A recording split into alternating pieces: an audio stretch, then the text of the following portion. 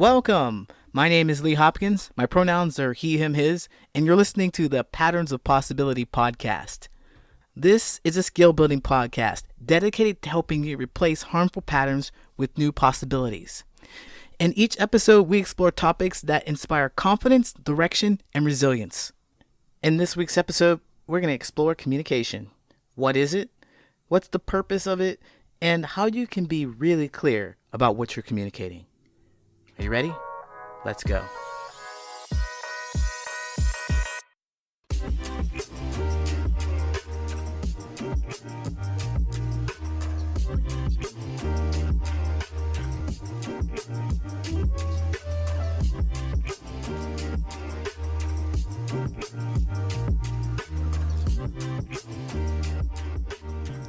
You and I are communicating all the time. Communication is nothing more than transferring of information. That's all it is. I'm talking to you. I'm communicating with you. Communication comes in all styles and varieties. Anything that you can sense, that is anything that you experience with one of your five senses, your sight, touch, smell, taste, and hearing. Anything that you can experience with the five senses is communicating. Whether you notice it or not, you and I are always communicating. It can be through speech, it can be through body language, hand gestures, or just our pure essence. Have you ever been around someone who was in a bad mood? You can feel that, right? Even if they don't know it, they're communicating that to you. Everything you do is communicating. It's a statement. Have you ever seen the fashion shows where people are walking down the runway and they look at these outfits? They're made of like potato sacks and string, and it's like, this is a statement. We're making a statement here without saying a word. Yes, they are, but whatever statement they're making, it might be lost on the receiver. Because to me, when I see that potato sack, I just see that it looks dumb. It's not something that's interesting to me. But maybe someone else sees that and they think, wow, this is genius. This is absolutely amazing. How could they get any better? The point is that they tried to communicate something to us. They tried to communicate a specific message that ends up expanding and turning into something interpreted. That's great if you want it. If that's what you intended to do with your communication, then congratulations, you were successful. It's up to the person who's receiving it to understand what it means or to interpret it, because it's not exactly super clear. We communicate to each other mostly through the sight, the touch, and the hearing. Those senses, those three senses. We don't use our sense of smell as much as dogs do because we don't have a sharp one. We don't use our taste buds like that either because we don't have taste buds that are extraordinary. We also have these other senses that help us out more anyway. So the sight, a picture says 1,000 words, right? Then there's touch. You have a natural inclination to feel when someone is upset around you. The sense of hearing is the one that gives you the most information, in my opinion. It gives you the most information about the situations because of two things. You have the language. The language itself. You can read the language, absolutely, sure. But the language itself allows you to give you more precise meaning to your feelings. In addition to that, you have intonation. You have the inflection of the voice. You have the volume of the voice. You have the speed of the voice. All of these things can help you make sense of what the person is communicating to you. You may still get some distortion between what you've said and what they've heard, or your meaning and what they understood. Like words, intonations, inflections, they have different meanings to different people. Your interpretation of what is said, of what is heard, of what is felt is based on your life experiences. Communication is tricky. If you said, "I love you," to your partner after only knowing them for 2 weeks, you want them to know that you want them to be close. But they may have heard, "Oh my goodness, they want to trap me. I need to get out of here. I need to go now."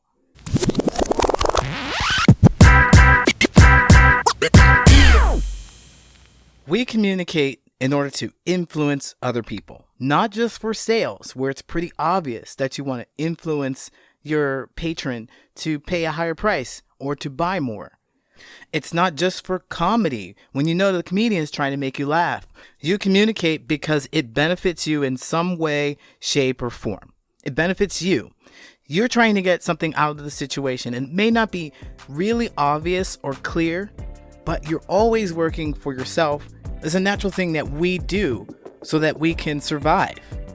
So we have to be conscious of this. We have to be conscious and careful. Your communication will elicit some kind of emotional reaction from whomever you're communicating to, whether it's directly or indirectly. And another point about this is, well, if the whole purpose for us to communicate is to elicit some kind of emotional reaction from people who we're talking to benefit us as a speaker, you as a speaker, then it would behoove you to be absolutely clear and precise about what you say or what you don't say or how you behave, right? If you're trying to get exactly what you want, you know exactly what you want. But the trouble is, we don't know how other people are going to interpret what we do. We don't know how people are going to interpret our communication style. There have been many times where I've miscommunicated something, or someone has interpreted what I've done or what I've said in a way that I didn't want to happen. Here's one of those examples. It was the summer of 2015.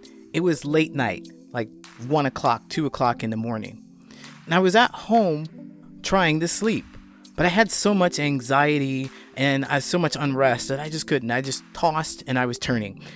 So instead of doing that for the rest of the night, I figured I'd get up and go for a walk. I'd go relax. I put on one of my hoodies. It's an orange hoodie, bright construction orange hoodie. You couldn't miss me a mile away. The orange hoodie was a deliberate choice. It was meant to keep me safe. That's the whole thing. I had intended to go out and make sure that I would not draw unwanted attention to myself, because if I wore a black hoodie, I thought immediately that somebody's going to see me in a black hoodie in this neighborhood and think, all right, this guy's trouble, we need to pull him over, when I just really wanted to go for a walk and relax. Don't need any more stress from anybody else. I had a red hoodie, didn't wear that either. Had a blue hoodie, wasn't going to wear that either. You know what hoodie I would wear? The orange one. The one that says Halloween. The one that says construction. The one that screams safety. I pop that one on. I go outside and everything is quiet. I start walking down the residential street, down to the main street, where the road is bigger. You can see the street lights are just blaring. Everything is lit up, and it's still very, very quiet. There are no cars at all. Perfect. I'm walking. I have my earbuds in. Suddenly, I hear music loud enough for me to hear over my headphones. There's a cream-colored Escalade barreling down the road. I look at this guy. He looks at me, and he turns around. Does a U-turn. He drives up to me. He jumps out of the car. This guy was a young man, brown, about 5'5", and he had an average build. He was like walking real hard, and he started to shout some stuff at me. What's up? What's up? What you doing here? Who you representing? I was genuinely shocked. What the heck is going on here? I can understand what he was trying to say to me. And then it dawned on me I needed to take out my headphones. Okay, still couldn't understand what he was saying. He looked really angry. And I heard some stuff like, "Raw, whatever then. So he realized he wasn't getting through to me at all. So he decided instead of talking to me, he was going to be physical. So he balled up his fist and he jerked at me like he was going to hit me. Like, But he didn't raise his hand. It's just he made that motion. You move your shoulders up. He just made that motion. And then he called me a punk ass. And he jumped in his cream-colored Escalade, popped that Yui, and then continued on. We clearly weren't connecting. We had terrible communication issues right there. And I tell you that story because I want to show you how easy it is to send a message or communicate something that Others may respond in a way that doesn't serve you, or a way that you haven't anticipated, or they'll respond in a way that you do not want. That happened to me. The exact opposite of what I wanted to happen happened. I'm walking along trying to relax. I want to be chill. I've got my music on. I picked a color that was bright enough for me to be noticed, but not enough to draw the kind of attention I didn't want. And look, it happened anyway. That orange hoodie called that person over to me. And when that person got to me, he came over with his chest puffed out. He was trying to instill some kind of feeling in me, right? Fear. And it wasn't working. I was too busy trying to understand what he was saying or why he was there in the first place. So I'm communicating, leave me alone. And he's communicating, need to be afraid of me. None of it worked. So we just parted ways. It's fortunate that we just parted ways. It could have gotten worse if he was really adamant about making his point.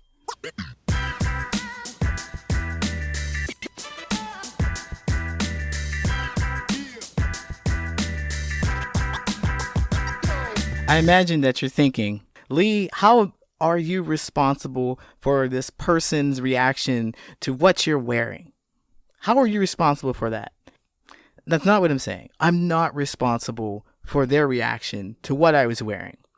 I am, however, aware of the effect that it had on them. It was not my intention to have any kind of attention, but the impact of the signal that I inadvertently sent brought a man, strange guy, to my face. And it could have changed my world forever. It could have been more than just a story. From the impact of the communication, I realized that wearing that orange hoodie at 2:30 at night may mean I want trouble to the wrong person. I just need to be aware of that. That's all. I don't have to change my behavior. I can wear an orange hoodie at night if I want to. And if I wanted to be more precise with my communication, maybe I'd wear a different hoodie, maybe a pink one. The point is that I know that the orange hoodie sends a message, and if I want to convey something else, then I'll do something else. Now, as for the guy who confronted me, they were trying to instill fear in me, trying to make me scared, but I was just confused. He thought he was being precise with his communication. I mean, maybe somebody else would have been intimidated by that, but it just didn't sit with me. He was being very clear about what he wanted and expected from me. And didn't land that way at all. Went over my head. So, even if you're being very clear with your communication, it may not land where you want it to. We had a very serious communication problem, right? We didn't know each other. We didn't know our communication styles. And this happens all of the time, even with people that we do know, even the people that we talk to often. We think our message is perfectly clear, but they don't get it. We often make snap judgments on what we think people are communicating to us. We've done this as a species, and that's kept us alive because we would not take time to think about seeing a cheetah in the grass that might attack us. And we act on an impulse. But we are not what we were thousands of years ago. We have evolved. We are not living in caves. We're not living that harsh life of the past. We don't have to live on impulse. We humans are the smartest animals on the planet. Just look at our society. Look at what we've accomplished. We have hoverboards, jetpacks, skyscrapers. Our ancestors couldn't imagine where we are today. We're not Neanderthals, so let's stop communicating like we are. It's time that you demonstrate that you understand, love, and accept your neighbor. We can make our communication smarter, more precise. If you want to get your message across, you need to make that connection. And making the connection is difficult. But you are smarter, better, and faster than you were yesterday. You have everything you need to make it happen. And I'll talk about it more right after this.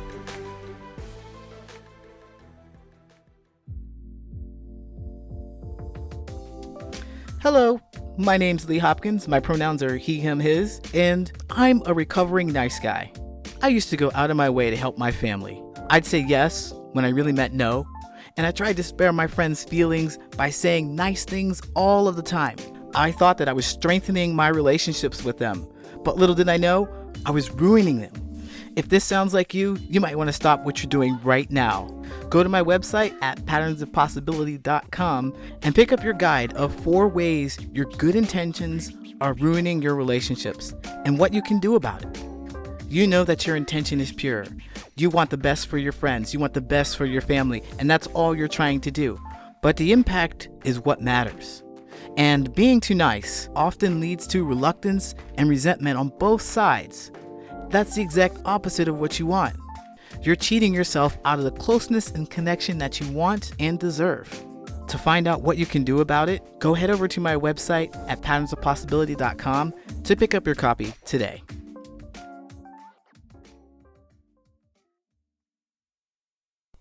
The technique is called verify and validate. In order to connect with people, you want to do 2 things. You want to verify and you want to validate. When you verify, you're making sure that the subject as well as the feeling is agreed upon. You both know what you're talking about. And the second, the validation, is where you understand how they feel about it and you tell them that they are justified in feeling that way based on their life experiences, based on the information they just gave you.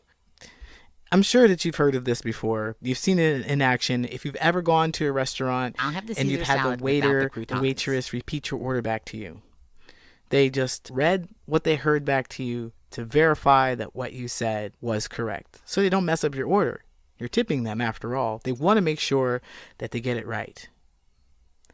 And your experiences with other people are just like that. You want to make sure that you get it right.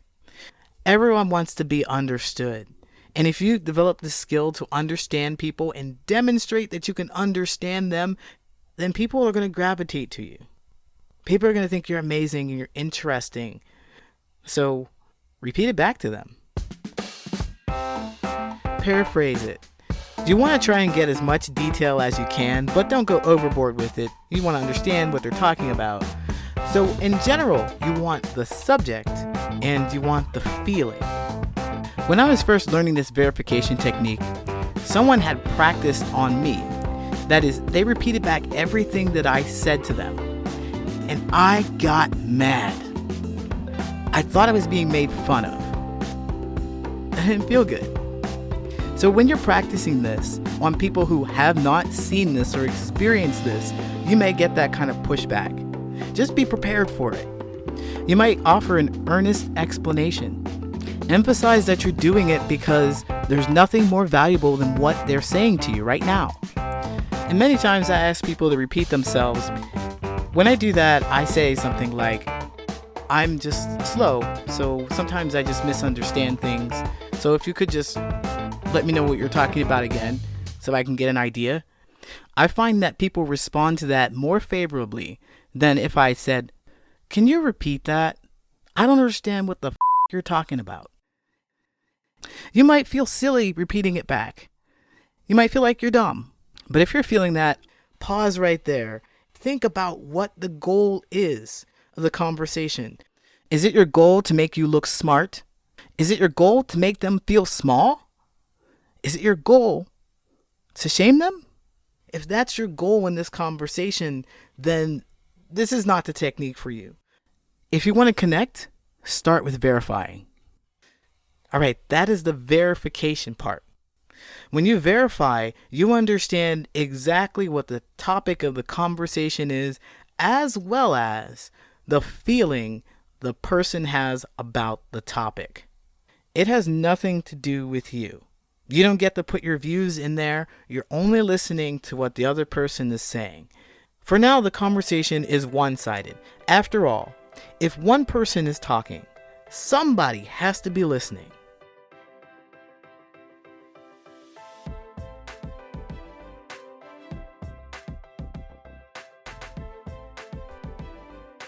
Validation is the next piece of it. Now, validation is a little difficult. It's more difficult than verifying because it requires some undercover work.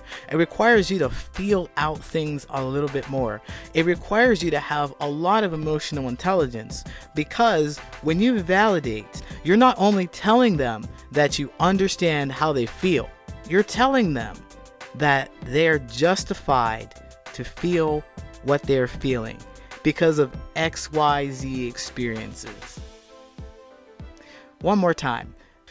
When you validate someone, you tell them that it makes perfect sense, that they believe what they do, they feel how they do, they act how they do, they think how they do because of the experiences that they have had in their lives. Even if you completely disagree with them, even if you completely hate what they're saying, validation is telling them that they make sense. Can you imagine? That's hard. But that's how you make a genuine connection with people. If you absolutely, unequivocally disagree with what they say, you have to hold that inside. Stuff it. Hold on to it. Hang on to it. Squeeze it in there. Don't let it come out. Focus more on the goal. The long-term goal. When you're having a difficult time validating a person, think about that goal. Why are you talking to them in the first place? Are you talking to your friend who seems to be going on several dates and complaining about how there's no good people out there when you can't even get one date? Or are you talking to your long-term partner who you've recently just hit a rough patch with? You've been fighting all the time and you're trying to get it back together. They're standing right in front of you right now talking about something, but everything seems to annoy you and you're trying really hard to get a connection with them. Push past it, think about the goal of connecting with them, and validate the conversation. If you want solid communication with them, create that connection. You will get your turn to talk back.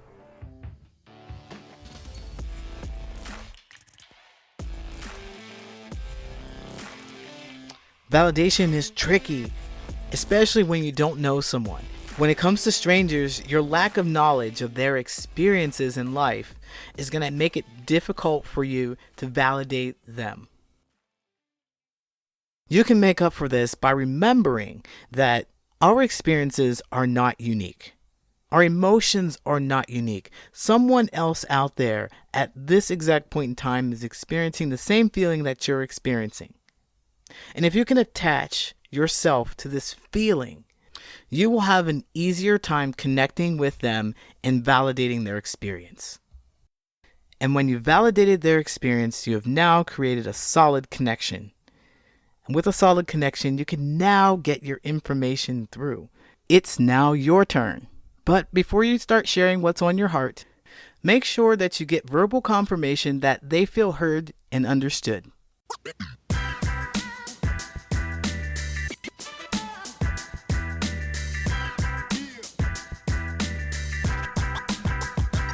In order to connect with people, you want to do two things. You want to verify and you want to validate. When you verify, you're making sure that the subject as well as the feeling is agreed upon. You both know what you're talking about. And the second, the validation, is where you understand how they feel about it and you tell them that they are justified in feeling that way based on their life experiences, based on the information they just gave you. Can you imagine me talking to that guy in the cream color Escalade, just like verifying and validating what he said to me? I can see that. Now that I'm a little older and more experienced with it, it would probably go something like this. I don't know what he sounds like, but I imagine he sounds like Mr. T. Hey, what you doing walking around this neighborhood? That orange hoodie on. I'm about to mess you up because you're in the wrong neighborhood, fool. My verification is me wearing an orange hoodie. We've got the subject down. And the feeling is anger. All right, got those two things. Know that they're there. So you're angry about me wearing an orange hoodie. Got it. All right, now the validation part is tricky because I don't know this person. But from my life experiences, I can imagine why this is happening. Then I would think, what do I know about wearing colors in neighborhoods? That sounds like a gang-related thing. Coming from my experiences, that's all that I know. So I could be wrong, so I'm going to gather more information. I'll take a look at his Escalade. Looks like that's a thing. The music he's playing, the gestures he's got, and his initial comments to me. It could be that he comes from a world in which nobody at all disrespects his colors or his neighborhood. And he sees me walking along and boom, there's somebody disrespecting. So then he's compelled to come see me and fix the situation. Now for the validation piece. Remember, validation is making sure that you relay that whatever they're doing makes sense based on their life experiences or based on what they've just told you. With the validation, I could put myself in their shoes. Yeah, I can expect that you want to come over and see me because I'm wearing this orange hoodie in plain sight. And I'm not even trying to hide it. I'm over here strolling like this is my land. And I should know that I'm asking for trouble when I do that because I'm wearing the colors. It makes perfect sense that you would come over here and see what's happening. That kind of blatant disrespect would piss me off too, man. Do your best to draw on your own life experiences. Obviously, the more experience that you have with people and cultures and places, you'll have more information to assess situations just like this. Now that I've made the connection, communication will be a lot easier. But I'm pretty sure this guy would not verify or validate anything that I said. But that doesn't matter, because now you know what verifying and validating is.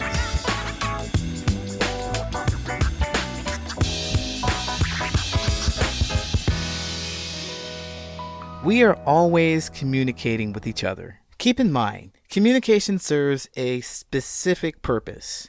It is used to get other people to behave in a way that benefits the communicator. You can become a superior communicator by using verification and validation techniques.